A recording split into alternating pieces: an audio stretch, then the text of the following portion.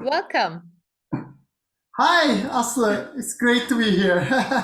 Great to have you. Thank you for being Thanks with so much. us in the new episode of Vadi Talks. So we host sound people to share inspirations and know-how at Vadi Talks. And today having you here is very special for me for two reasons, actually.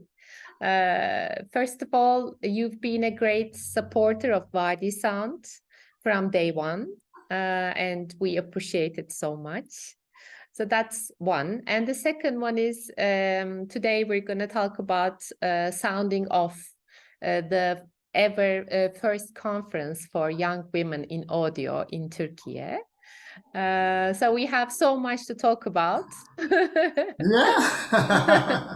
But first, let's start with your journey. So, Ufuk, you're known for writing, being the writer of the very first books for audio in Turkey. And these are 4 books, and they've become bestsellers for music and sound people, not only in Turkey, but also elsewhere. And that's how we got to know you as well. And besides, you have so many talents and occupations, let's say. You're a sound designer, a film director, an academic, a musician, and maybe more that I don't know, and the former president of AES. Regional Vice President. Regional Regional Vice vice president, President. former. And so there's so much to talk about. So my first question would be, how do you manage to squeeze all these into your life? And Okay. even at a still relatively early, career stage. So you have another half to go. So tell us about how you do all these. Okay. I think the reason why I'm doing all these is I just cannot do one thing. Okay? I had to do multiple things in order to keep my excitement about them. Because when I was a child, I enjoyed music, and actually I enjoyed like recording music from radio to cassette tapes. I think that's how my audio recording engineering career started. And my music career started. Yeah, I didn't play any instrument at that time, but I pretend I was playing guitar. Actually, it turned out that there is an instrument like air guitar. I found out that later. I was a very good air guitarist. And my other passion when I was a child was movies. I mean, I was so crazy for movies, all kinds of movies, especially horror movies.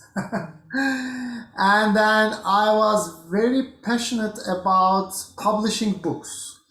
When I was a child, I used to write some stuff on papers and then cut those papers and staple them together like I was like, producing a book, real book. So those all started at once, and from the day that I was a child and till my adult life, I'm trying to do all them at once because that's how I keep my excitement running. I mean, if I do or if I focus on just one thing, it gets boring for me. So this way, and all these things like writing books, doing writing music, and playing music, doing sound design, teaching all this stuff, they are all interconnected.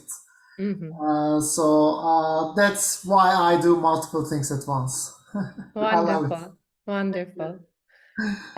So how did it all start after your childhood? So what did you study? What did you take first as a job, and how did it lead to the others? Yeah. It started with playing guitar when I was 14, 13 or 14, something like that. So I had this dream that, I was going to form a band and do a lot of great things like play concerts, release albums, singles, and things like that. So and then I formed a band, and our dream was to make a demo tape.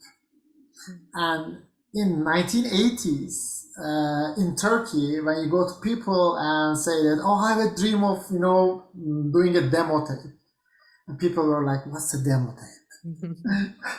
So actually we did a demo tape we recorded a demo tape in 1989, and that was the first time that I stepped into a recording studio. And then I was astonished by the vibe and atmosphere of the studio. I think that's how my audio recording engineer career started. I didn't know anything about recording, of course, but I said to myself, I should be doing this. Mm-hmm. First to record my own band, and then maybe one day, I'll just come to a point where I can produce records for other artists and for other bands. Then I started studying at university. I studied linguistics, which is, something totally different from what I was planning to do, because I was planning to build a career around audio and music. But when I was studying at the university, I started working part-time for a radio station. And it was a very well-equipped radio station. They had all these open reel tapes, all these different kinds of microphones, mixers, and they even had like digital audio tapes, which was very new at that moment. And our director was a very, very knowledgeable person. He was a great musician, he was a great arranger, he was a great composer, and he was a great audio recording engineer. So I was very lucky. He was my first mentor, and I learned a lot from him.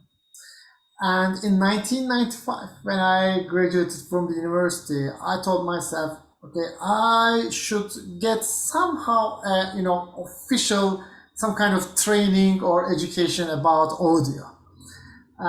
So I packed my bags and went to Los Angeles. Because Los Angeles was for me one of the major music hubs of the world. London and Los Angeles. I've never thought of going to Europe because of the language barrier.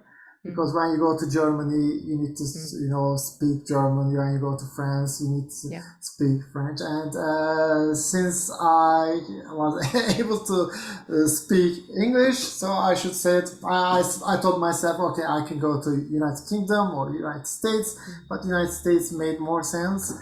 So I went to Los Angeles. I went to Los Angeles Recording School. I stayed there for 1 year. And I think first I realized that I learned a lot from my mentor at the radio station.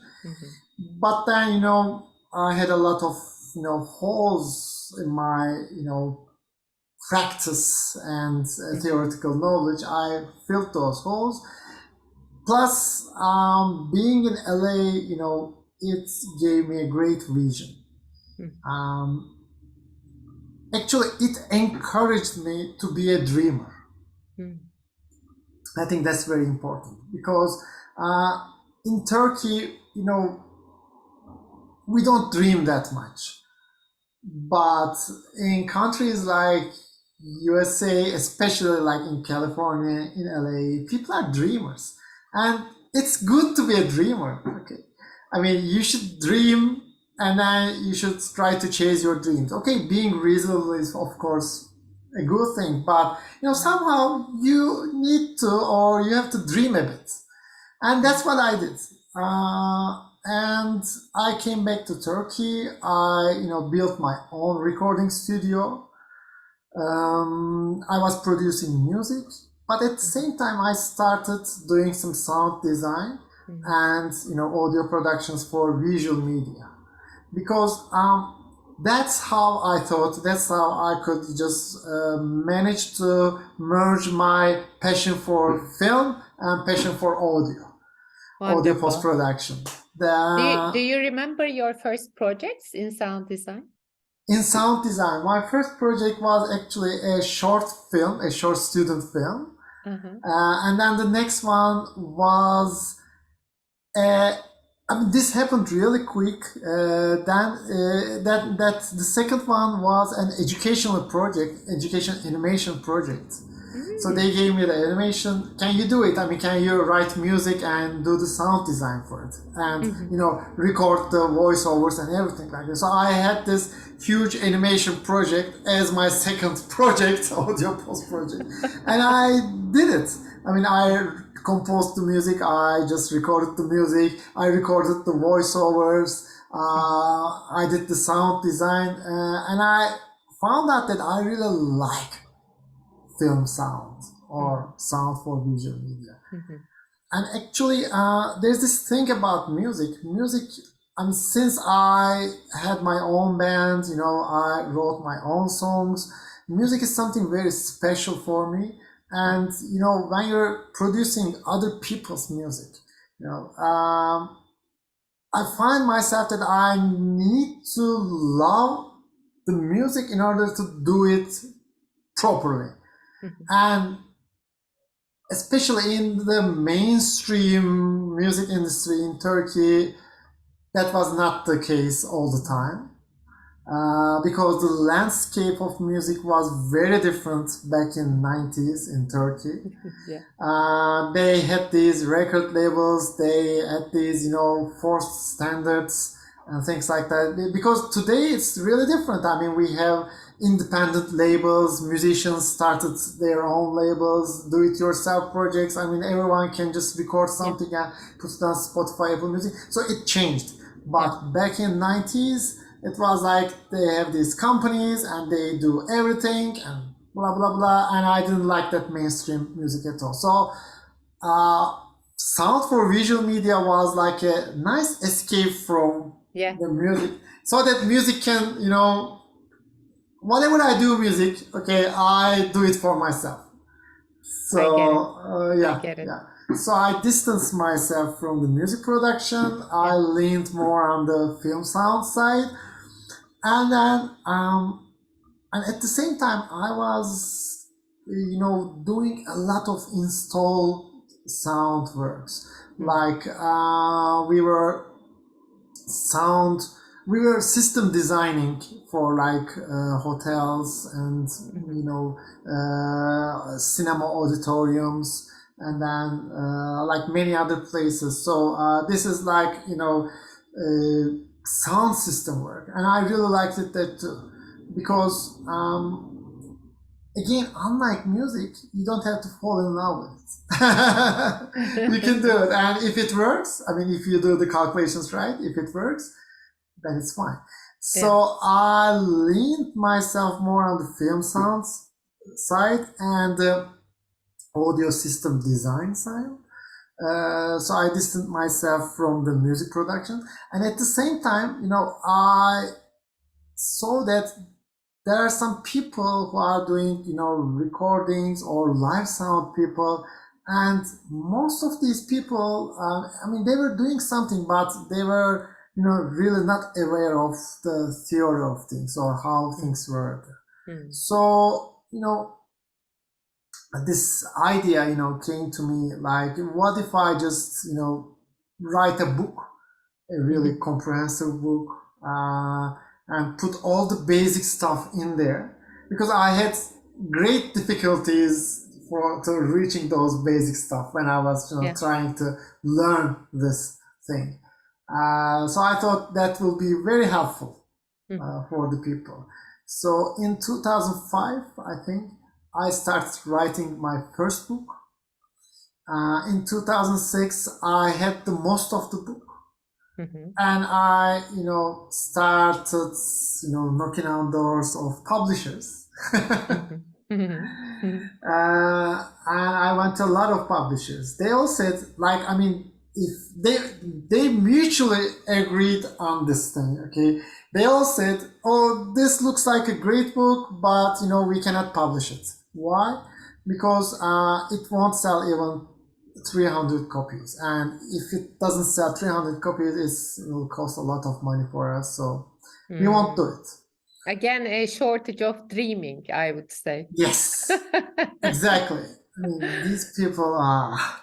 Yeah. So I was in contact with another publisher in Istanbul, Zarife, Çitlenbik Publications, and I sent this book proposal to her. She called me and said, just give me a few weeks, I'll think about it. And then a few weeks later, she called, she said, oh, we made a little bit of, research about this. I mean, how it's going to sell and things like that. And all the distributors, book distributors, says that don't press this book, don't publish this book, or, you'll fail, you'll lose a lot of money because it won't sell more than 300 copies. I don't know where that number came from, 300 copies. Everybody told other. I guess. Yeah, I think so. So there's this crazy guy named Ufuk who's thinking of writing a book, and how many, maybe they were betting, how many would that sell? Yeah, 300. probably. Because I was expecting Zarife to say, okay, and here I'm on the phone. But then she continued. She said that I don't care what people or what the distributor says. I think Turkish language needs this book, she said. Okay, so we're going to publish it. I don't care if we lose money or not. That's what she said. And so in 2007, we published the book, and actually it sold more than 25,000 copies up to this date. It's everybody I know in audio and music has that book, so it's amazing. And they've bought it and given it to others as gifts, like my business partner Enis, who gave it as a gift to me. So it's also a shareable book, apparently. Just like Zarife said, the business needs it so much that everybody wants to share it with others. It's amazing. Yeah. Thank you. Thank you.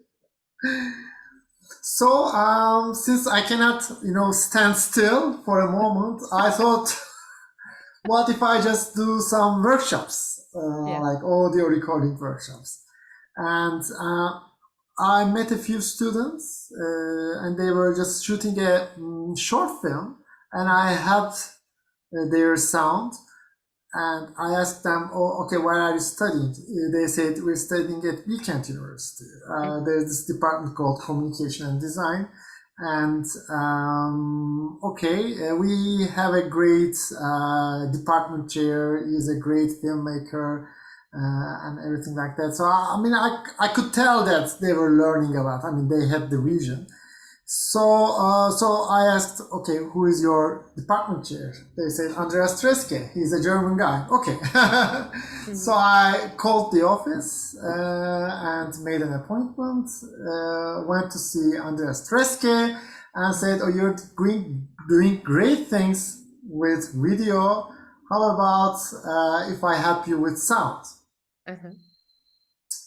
He looked at me and said, that's what I was thinking. Because I heard about you. Wow. So just come here and, do a few workshops. So I did.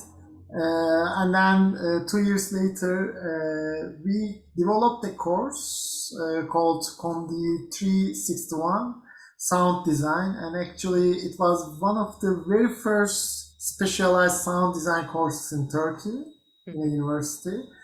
And then I started teaching that as a part-time instructor.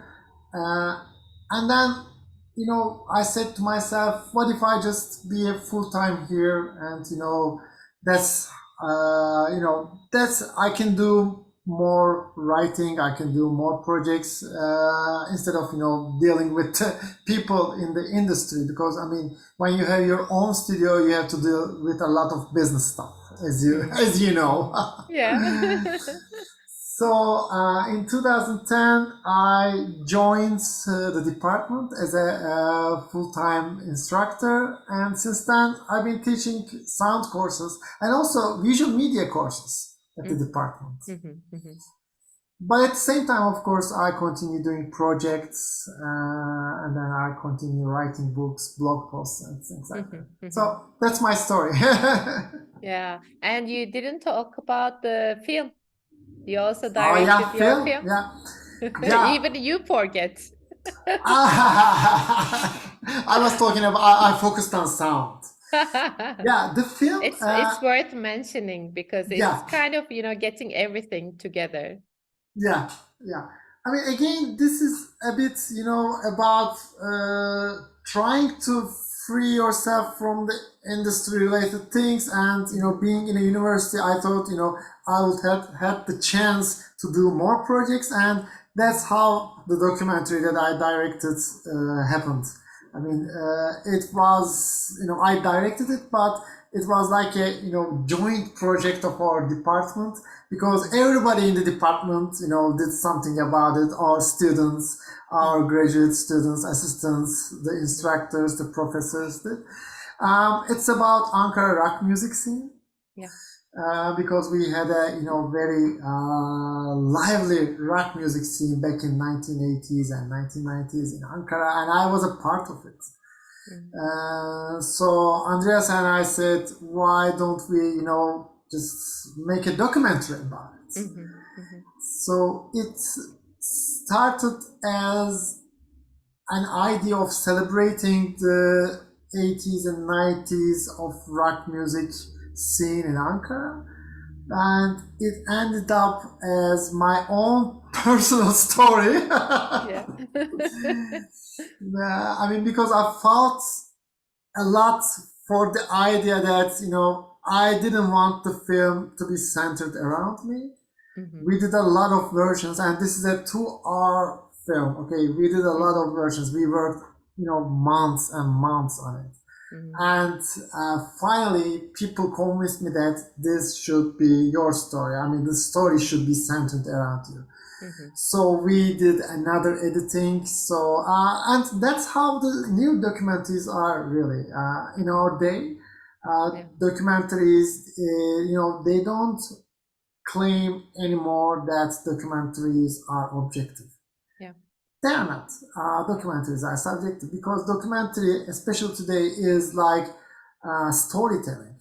And when you tell a story, I mean, if you tell a story and if I tell the same story, that will be different, because you'll have your own perspective and I'll have my own perspective. So Ankara Rocks, the documentary, is my perspective of, 80s and 90s Ankara rock music scene.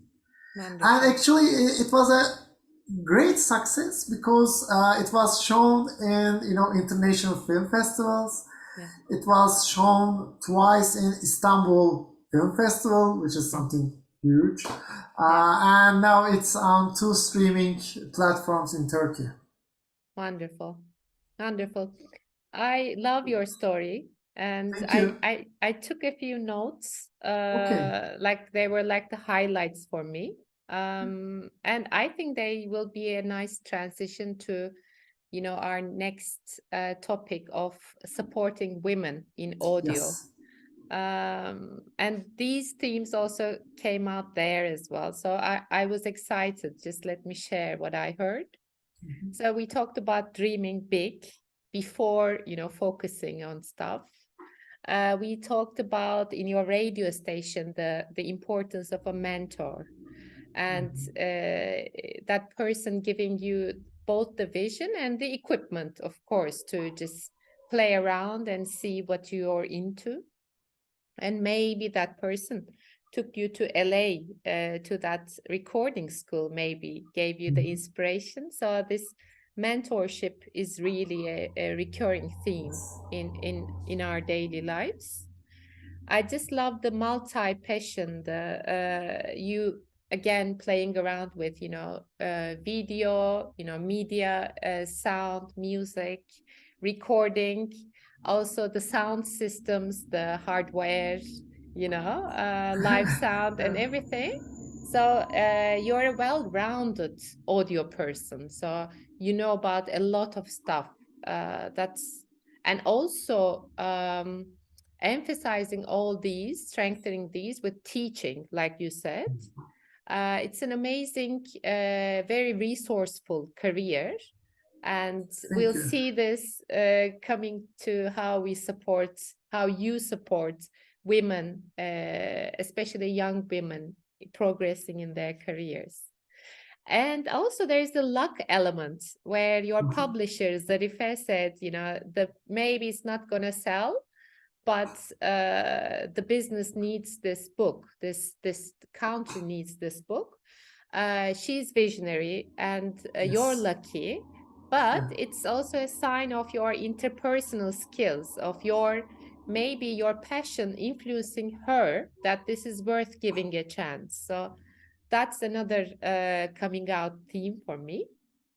And the most important was just making the effort to free yourself from the everyday stress, from the bureaucracy, from the dark side of your profession, and just managing to get out at times to get some air, to with the sound design, you got a bit detached, so you got more relaxed, and also got more experience apparently. And with your music documentary of your band, it's another self-actualization.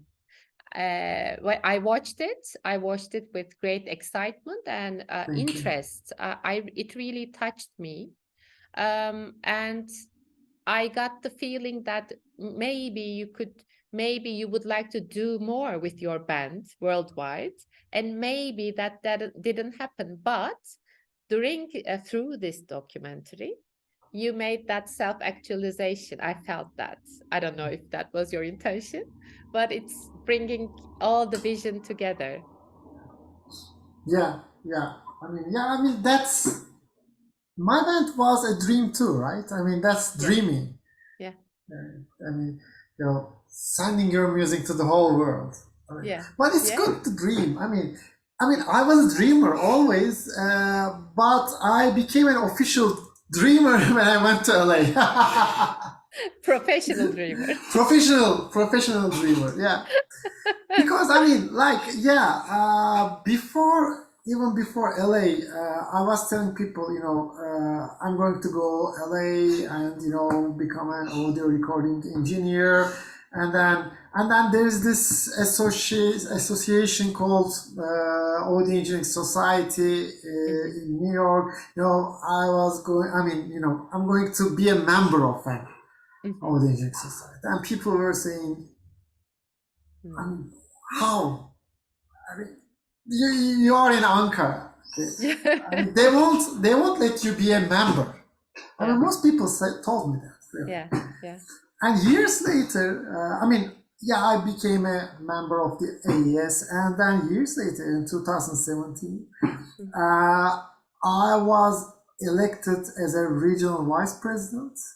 AES has eight vice presidents, and then there's this board of governors. In the board of governors, there's president-elect, and then vice presidents and governors, and so forth and so on. So I served on board of governors for 2 years for Audio Engineering Society. I'm glad that I was a dreamer. Because I was dreaming about becoming a member, then that was not enough. I served on the board of governors. So it's good to be a dreamer. Yeah. It's wonderful to be a dreamer. And dreaming further actually brought us together for the sounding off, which is an amazing event because it's the first in Turkey to support young women in sound, in music. And also maybe one of the rare ones in the world. I'm not sure if there was a similar event. I didn't hear such a similar event in the world. I think there are some few associations who are, doing some kind of events, but I don't know if there's one, exactly like this, because since, we were able to get funding, Yeah, so we did it big. yes, we did it Okay. big, and that was a game changer. Yes, yes. And So it that the was well-rounded. participants didn't Yeah. need to pay for anything. So Yes, yes. that's And it was also definitely, workshops and, sharing know-how, a little bit of mentoring, yeah, and how to find their way, actually. yeah. It was less technical, more insightful. Exactly. That's it. But And stepping back, thanks to you. Thanks to you. thank you. Really. Thank you. I helped around as well. You and all the other mentors there. Yeah, yeah. Because it was really, at first, it was really nice that you shared this vision with me. Mhm. You instantly accepted to be a part of it, Yeah. and you did a lot of more than, you did more than mentoring. Before that, you did a lot of for the organization, and during the event, you did a lot, and after that, and so thank you so much for it. Thank you. Really. It was a Uh, pleasure. and and you're a dreamer too, really. What is sound? Yes. Yeah, yeah. I am a You have dreamer. to be a dreamer to, found a company like Wadi Sound, really. Yeah, yeah, yeah. Yeah, I'm But let me just add something there, okay? please. um, I'm always telling in this interview that dreaming is great, dreaming is but you cannot do anything just by dreaming only. Okay? Mhm. Also, you have to work hard, Yeah, and you're a hard worker, really. yeah, yeah, Wadi Sound is a very hardworking company. Really. yeah, yeah. That's Thank you. that's one of the greatest things about Wadi Sound. Really, you Yes, produce a lot of things. Always, always, always. yes, yes. That's one of the reasons that why I really like I, you so much. yeah, I Really. feel lucky. Thank you. Likewise. I feel Thank you. lucky because um I was always like you. I was always listening to my gut about what should be next. So I came to Wadi Sound after more than 20 years in other careers, I would say. But everything I did there, everything I also experienced, played with, etc., brought me here. And then I found my true passion in Wadi Sound, in field recording, in starting up a business, and all the traits we talked about. Also, your showcase, I went through similar phases. And then I was lucky to meet my business partner who Yes. had this Yes. idea to co-found this company, and everything came together. So I think we both dreamt, and we both used everything we collected in our bag until that Yes. time. And when the right time came, everything unleashed. And of course, hard work. I could have just, co-found this business, do the strategy, do the business management, and stop there. But I didn't. I went into a master's degree on sound technologies. I started field recording and now sound design. And I also like being a well-rounded person, not just an entrepreneur. Mhm. It gives me Great. great pleasure, and I think I'm after the ultimate, satisfaction, the career, just being aligned with what I want to do, 100%. When you're after that, like you are, like I am, it feels good. Yeah. It feels good, and Uh, it leads us to organizing wonderful events like the sounding off, because then you start paying back to people who need this experience, people who need this mentoring. So let's go in there, Ufuk. okay. Tell me Yeah. about how the first idea came out. How did all the insights led to this event? Yeah. Of course, I was aware that there's a serious lack of women in audio industry in Turkey. But in 2017, when I started serving as a board member in the Audio Engineering Society, I realized that this is not a problem only in Turkey. Mm-hmm. It's a global problem, Mm-hmm. really global problem. And the part of the problem is like some people in the industry really do think that this is a man's job, Mm-hmm. audio. I mean, especially live sound, but then all the other stuff as well. I mean, music production, whatever. Yeah, but especially live sound. There are some, professionals in live sound. They really believe that this is a man's job. Mm-hmm. So I thought that's not true. That's not correct, of course, and we should, do something about it. And 2 years ago, I think, Audio Engineering Society formed a new committee, it's Diversity and Inclusion Committee, and I became a member of it, and I joined the meetings and so forth and so forth. But I want to do things really fast. I thought I start with my country first. So I thought myself, I should, do something about it. Maybe an event would serve as a campaign for awareness of this problem, because this is a problem.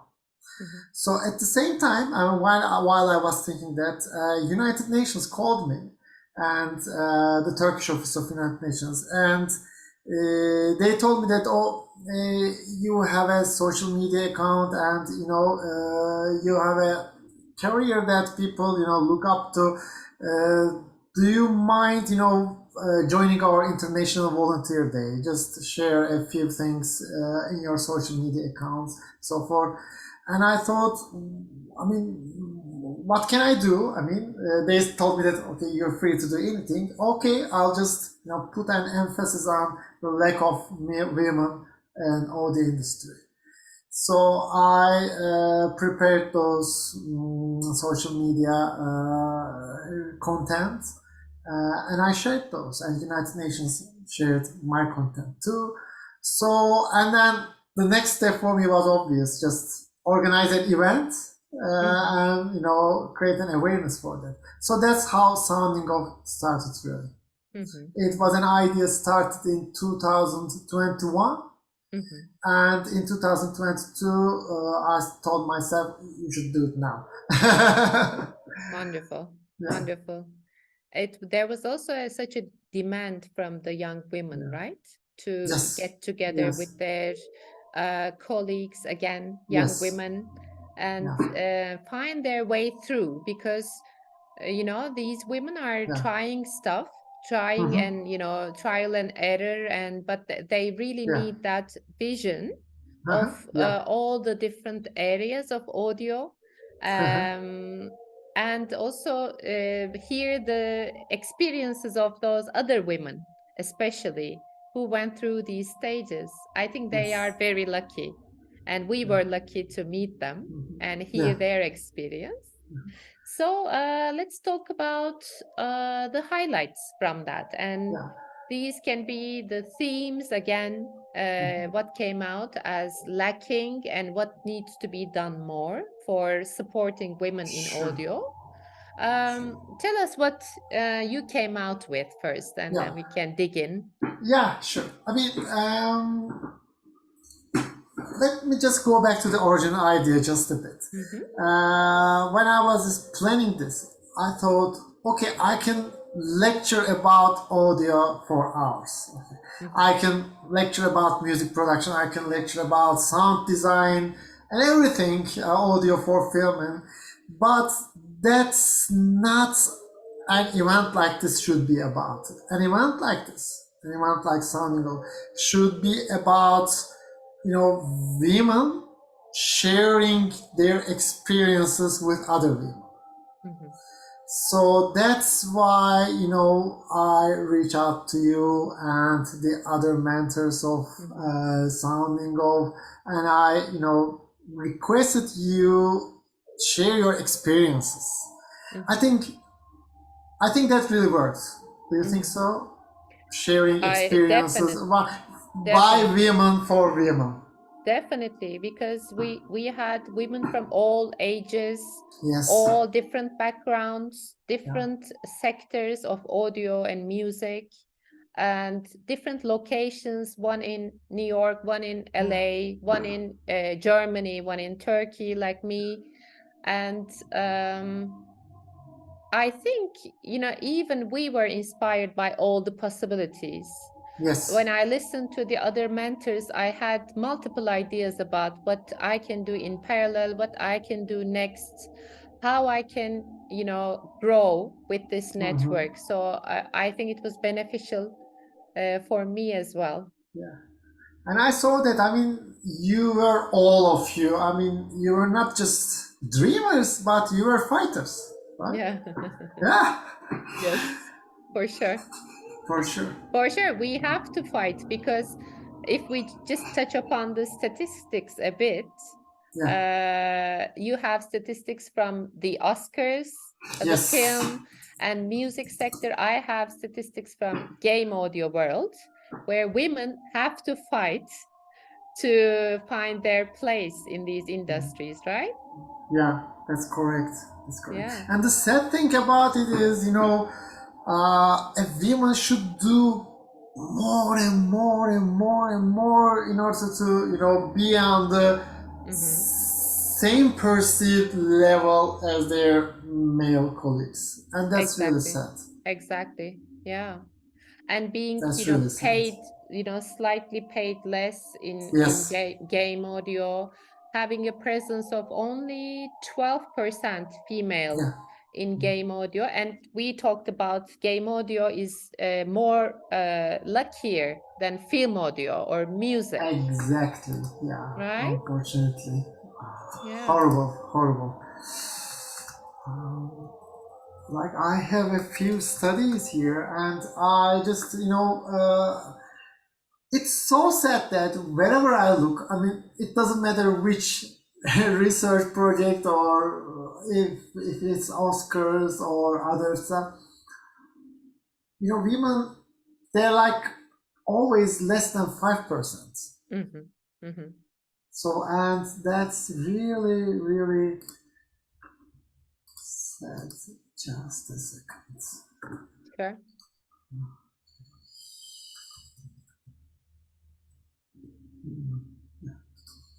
We have this research by a researcher in University of California, Edinburgh. It's about music production, and I did a bit of digging about the Oscars. And one of the mentors in Sounding of, Fundalena, she has her own research company, and they had a recent report about music scene in Turkey. And when I look at that report, it's horrible. There are no visible women arrangers or producers. But it's all the same, whether it's music or film sound or film music, whether it's Turkey or United States, it's all the same. It's like the carbon copy of the data. And this is so sad. So this problem is global, and it's in all film and music related sectors. That's really good. That's really a shame. Exactly. So let's remember what happened next. So we had these 15 young women. Yes. From different parts of Turkey, and we had all these mentors from all around the world.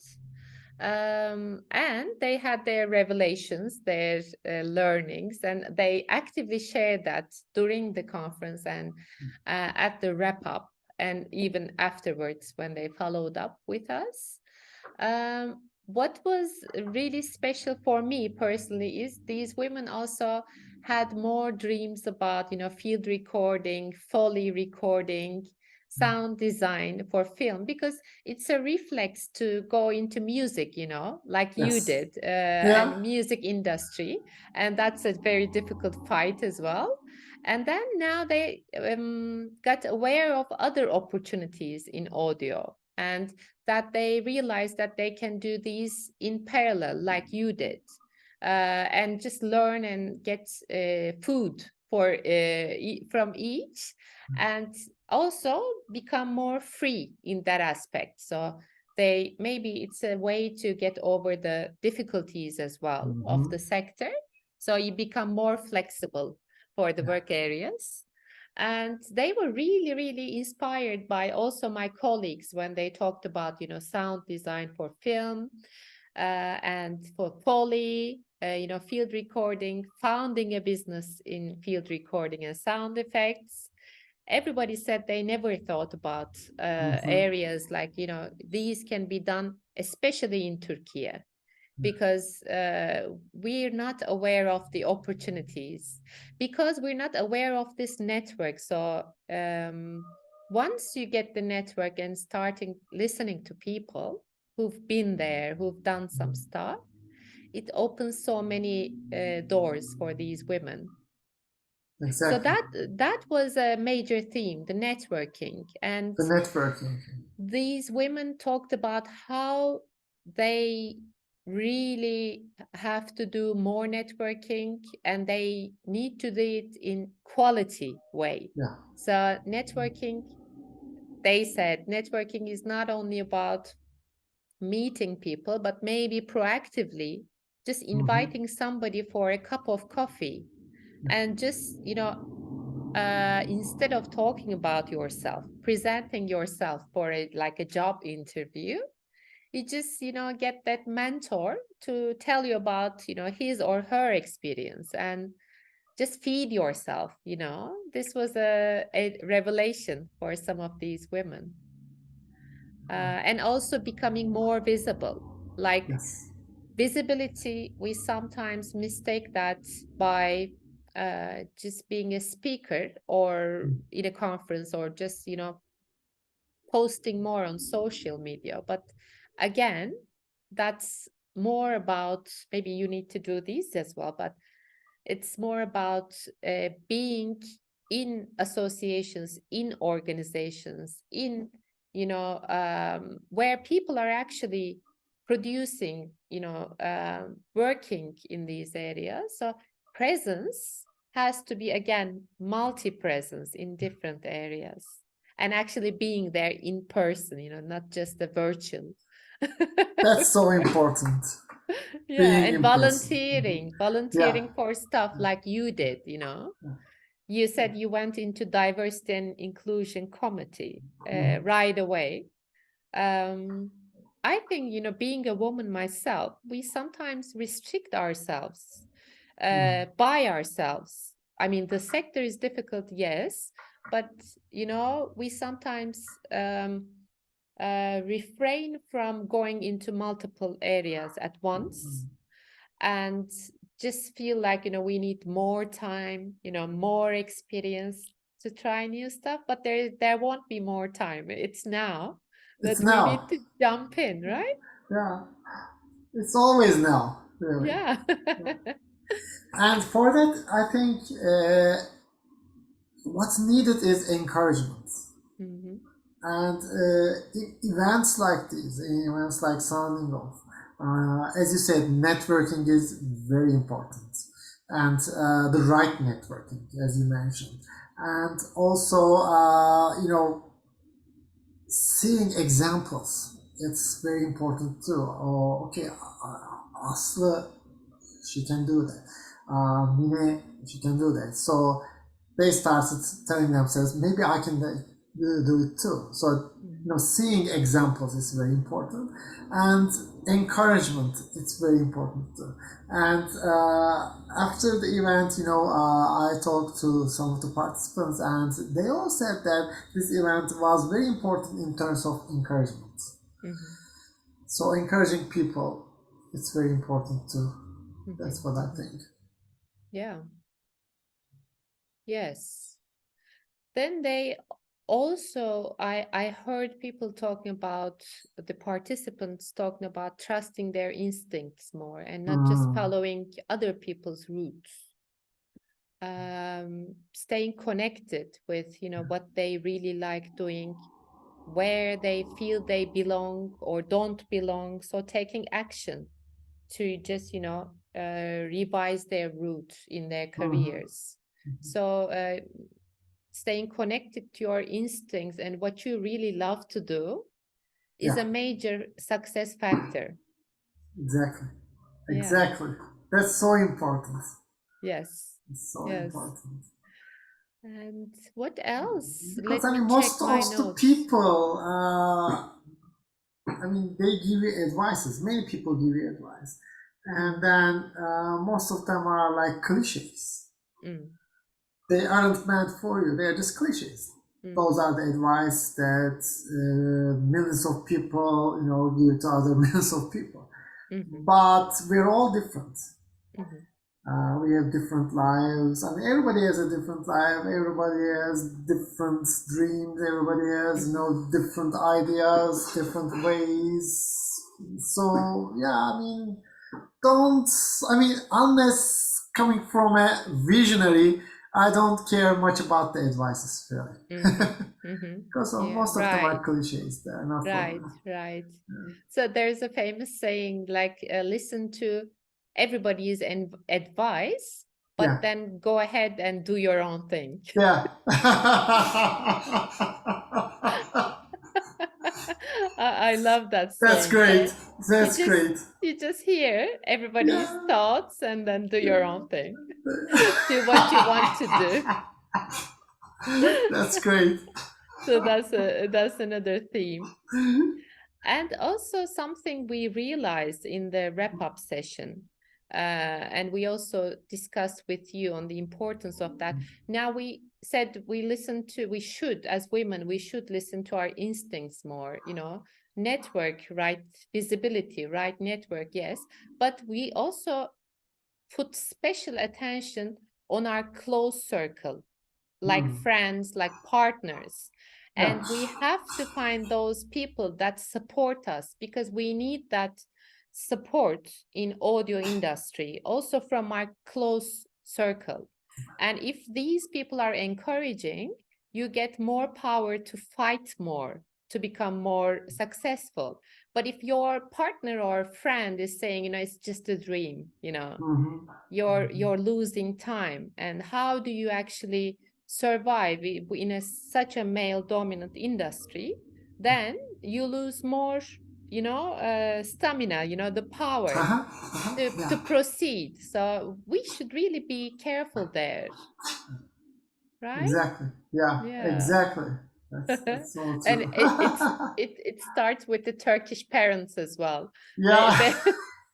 They want us to be all doctors and engineers and lawyers and the fight starts there and then continues all along. all along, Yeah. Wow. I mean, it was such a nice experience. Thank Such you. a striking Thank you for event. making it happen. Thank you. Thank you. It was a pleasure, and we should do more of these, of course. Yeah. Yes, exactly. We should just continue doing that. Yes, really. Continue doing that. And like just as a closure of this talk, going forward, also hearing from the participants, what are some of the things we can do, like immediate stuff and maybe like midterm stuff, to build on this sounding of conference? Yeah, I mean, okay, let's brainstorm a bit. Yeah. What if we do something collectively? It can be anything, really. It can be a project or a collection of works. Yeah. Is it a good idea, do you think? It's a good idea, because these women, we need to be together to be stronger. So if we produce together, if we work together, I think it will be like these findings will be a habit change and more encouragement, like you said, and it will be practice on how to implement these findings in your life, in your work. So I am a big fan of collective production, and we can do that. We can just, revisit that network, see what everybody is doing, just maybe present our projects at Body Sound, at Bilkent, what's on the menu. Do you people want to contribute? Do you have anything that can contribute to us, in plan, any projects, any dreams? Let us know. Let's do them together, because we're covering Istanbul, you're covering Ankara. These people are agile, so we can do everything we want to do together. We should do that. Yes. And that will give us ideas for the continuation of this, hopeful continuation of this Sounding Off series, right? Yeah, exactly. That will be really good. Yeah, wonderful. Thank you. Thank you, Ufuk. It was a wonderful chat. Although we chat all the time, again, I'm very excited to hear your experience and Me chat too, more. always. Me too. Yeah. Thank you so for much. being a Thank great you so much. supporter of women as well. And keep up the good work at Wadi Sound. Thank you. Take care. Take care. Bye. Bye-bye.